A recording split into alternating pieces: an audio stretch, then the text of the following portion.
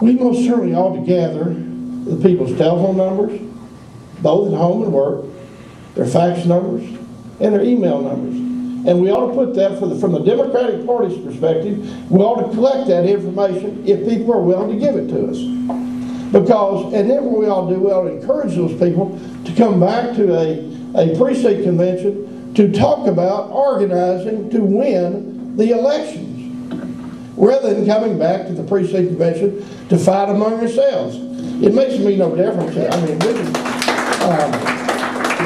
at any rate, I think I have said what I need to say. It does. Let me tell you, it does hurt my feelings kind of that at this last election, I had somebody say, "Well, you know, you old timers are still trying to run this thing," and I thought to myself, "Hell, it seems like yesterday that I was, you know, in the Young Democrats."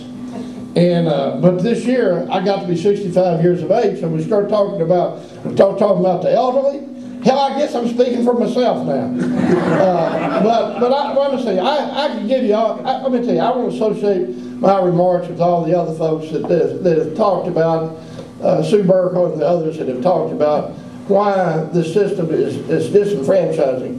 Because it is. It's crazy to have somebody that's fighting in Iraq or someplace else and not be able to participate in this process. It's foolish if you got a little nurse over here at the hospital who's trying to take care of somebody sick who can't come back to a precinct convention. I can go on every one of those examples, but anyway, I've made my point, I think. Thank you very much. Is there any questions you got? The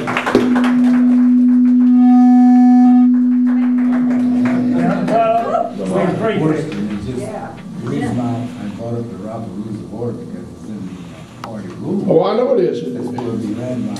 It's supposed to be, but I'm going to tell you something. I've been involved in government a long time. They hired me to interpret the law, and I'm going to tell you something. I can't interpret the Robert's Rules of Order because I don't believe they all can coexist with the interpretation that you're supposed to put on. And more importantly, I can't interpret this caucus structure, and I've tried to because it is unintelligible, and there's some basic conflicts in it that you cannot resolve. You cannot resolve.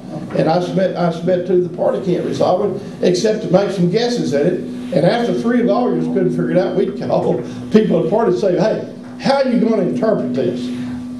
Not that they were right, but how are you going to interpret it? And that's what was wrong. Any other questions? Mr. Mattox, I'm not trying to be disrespectful or anything, but you've been to all of these conventions and national conventions. How many of them have included the process by which the nominee was determined by the two-step process that you participated in? Well, I participated in every one since 1966. So however many there are, and I tell you, what happened this time? You had 2 great candidates. I know, so why is that a problem? The problem is that your caucus. I know, but you said you could participate in all of these, which include the caucuses up to this point, and there was no complaints. Well, early on, because they talked. No, there's always been a complaint. Yeah, but there's always been a complaint, but now selection, so they selected this process to try to make it more inclusive. Is what I understand. No. Let me tell you something. I stood on the floor of the House over here and fought the Benson bill when it was going through, trying to kill the thing, where we were going to have to pick out delegates and put them on the ballot. And they were going to go around and try to pick out the people that were best known in the state. Everybody had the highest profile, and we fought that system. The system is a bad system, and it's kind of like some of these folks would believe that the poll tax system was a good system because you had private individuals going around and selling poll taxes.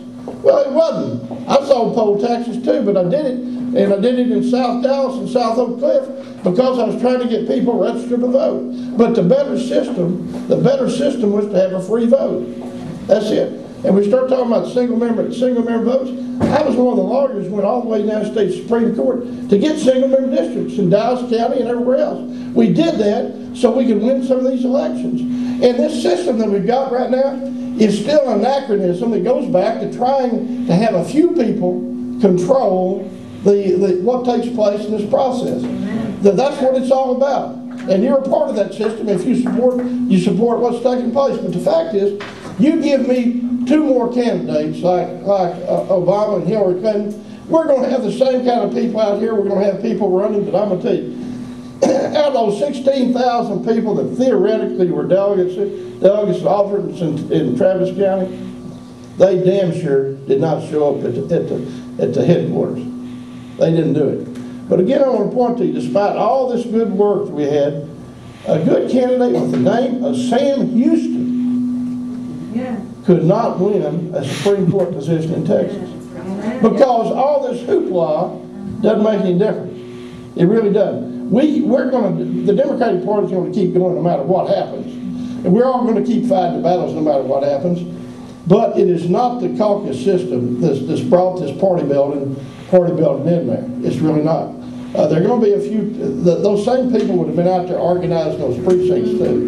And they've been getting people out to vote, at least I would hope they would. But what I'm wondering is, what happened to them? What happened to them after this hoopla on this state convention? Where did they go?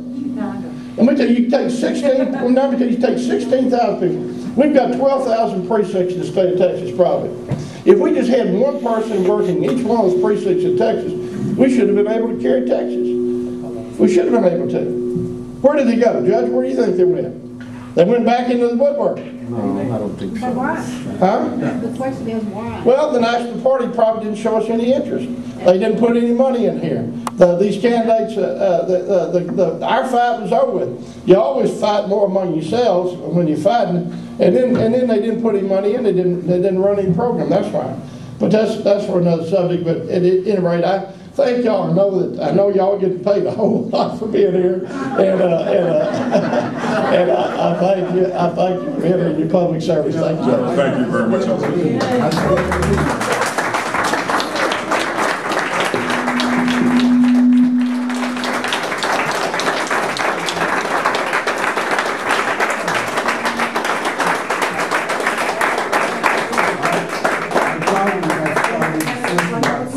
You did 1967, but I was in service and getting ready to retire. So I started 1978 with 75. But anyway, I believe building the party and all this stuff, we're going to have to do something at the grassroots about it. We're going to have precinct chairs in the county. Amen. We've got to have them at the county chair, Amen. Precinct level, at the county level, to educate the public. That's exactly right. Are the people who runs the thing. The most important thing that these candidates could have done was to see to it that every single precinct chair position in the state of Texas was filled.